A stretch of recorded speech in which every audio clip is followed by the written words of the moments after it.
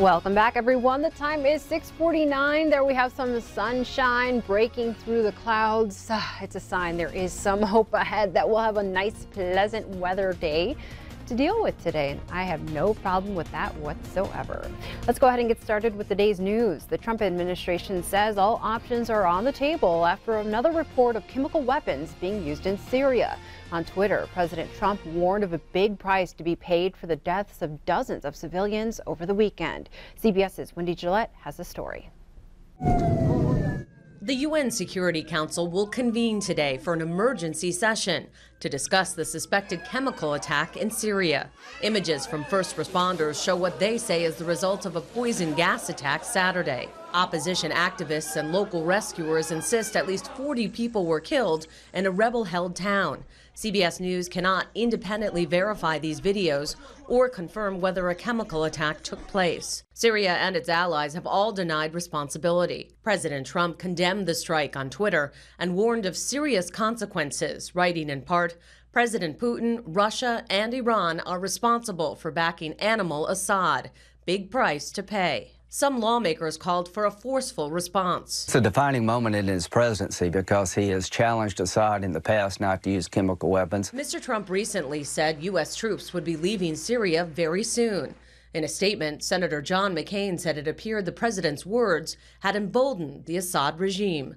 Wendy Gillette, CBS News. A Syrian monitoring group says at least 14 people were killed in an early morning missile strike on a Syrian airbase. A report on Syrian state television initially suggested it was part of a U.S.-led strike. The Department of Defense insists, though, the U.S. did not carry out the attack. Syrian TV now insists it was Israeli jets that carried out the strikes. Israel has not confirmed nor denied those reports. Also new this morning, the Canadian city of Humboldt, Saskatchewan held a vigil Sunday to mourn 15 members of a junior hockey team killed in a bus crash. A semi-trailer slammed into the bus, carrying the Humboldt Broncos team to a playoff game on Friday. 24 players ranging in age from 16 to 20 years old, coaches and the driver were all on board.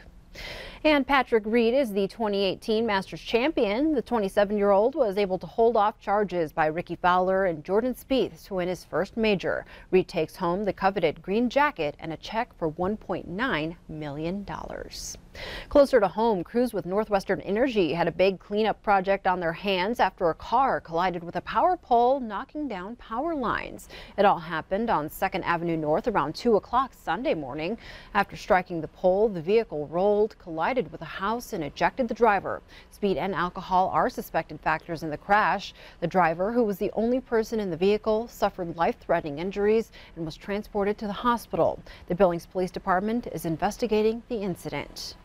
Meanwhile, in Helena, the school district says it's going to start using a collection agency to recover about $100,000 in unpaid debt for student lunches. Officials say the debt has built up over a number of years, and this is their last effort to recover some of the money. The district has tried reaching out to families through school principals and the food service department. Assistant Superintendent Greg Upham says the collection agency would only be used in cases where all those efforts have failed. He said the district can no longer afford to ignore the debt. We don't allow any student to go hungry. We don't deny any student lunches. All students are fed regardless of whether they have debt or not. We just have a mounting debt issue that we really need to work with. Upham says the district will likely hire a collection agency in about a month or two. He is also vying for the position of superintendent for Billings Public Schools. That decision, by the way, will be made this coming Saturday. Wrapping up our news on this Monday morning, service, scholarship, style, and success. Those are the 4 points on the Miss America crown. This weekend, the focus was on service. Miss America Serves Day brought Miss Montana to Billings to help at the Montana Rescue Mission thrift store in the Heights. Miss Teen Montana and future contestants also pitched in. Miss America, along with the 2 women who represented their states, helped across the country over the weekend. It's not about the crown. It's not about me. It's not about the dresses. It's all about going and helping other people on any level. Service, for me, is a big part of that being that I am a Christian. It's not just the recipient who gains something from service. It's the donor as well.